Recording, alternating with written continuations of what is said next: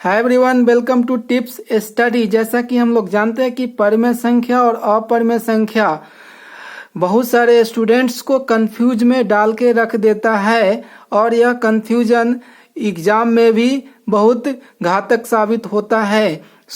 इस चीज को समझने के लिए इस वीडियो को बहुत ही अच्छी तरह से देखें। यह क्वेश्चन हर स्टेट बोर्ड की सिलेबस में इंक्लूड है और हर स्टेट बोर्ड के क्लास 10th की एग्जाम में क्वेश्चन पूछा जाता है। और साथ ही साथ बहुत सारे कॉम्पिटिटिव एग्जाम में भी इससे रिलेटेड क्वेश्चन पूछे जाते हैं और बहुत ही इजी होता है और कंफ्यूजन के कारण स्टूडेंट्स आंसर नहीं दे पाते हैं। इस चीज को बहुत ही ध्यान से देखें। इस चीज को समझने के लिए सबसे पहले हम लोगों को एक प्राइम नंबर को समझना होगा। जैसे ही प्राइम नंबर समझेंगे ट्रिक आपके दिमाग में सेट हो जाएगा और कभी नहीं भूलने वाले है। आप लोग को पता है कि प्राइम नंबर क्या है, थोड़ा सा फिर भी मैं बताने की कोशिश करूंगा।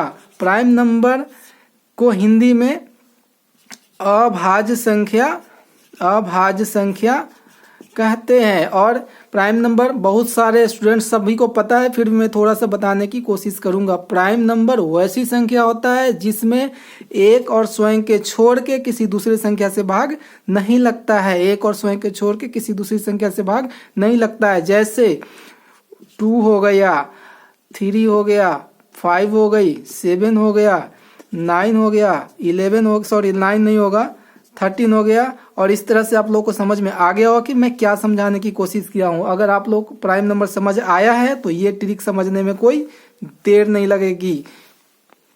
तो अपरिमेय संख्या जो होता है, जितने भी अभाज्य संख्या होता है, अगर हम उस पर रूट चढ़ा दे, जितने भी प्राइम नंबर होते हैं अगर हम उस पर रूट चढ़ा दे तो वो हो जाता है अपरिमेय संख्या। क्या हो जाता है? अपरिमेय संख्या। जितने भी हम लोगों के पास प्राइम नंबर है, जैसे कि 2 है, 2 को हम लोग अगर रूट लगा दे तो ये हो जाएगा अपरिमेय संख्या। 3 को अगर रूट अंडर कर दे तो यह हो जाएगा अपरिमेय संख्या। 5 को अगर रूट अंडर कर दे तो यह हो जाएगा अपरिमेय संख्या।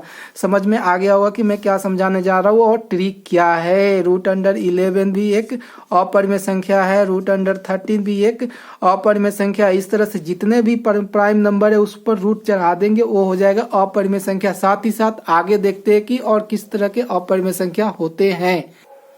अपरिमेय संख्या का जोड़, अपरिमेय संख्या का घटाव, अपरिमेय संख्या का परिमेय संख्या के साथ जोड़, अपरिमेय संख्या का परिमेय संख्या के साथ घटाव, गुना, भाग, सारे के सारे क्या होगा? अपरिमेय संख्या ही होगा।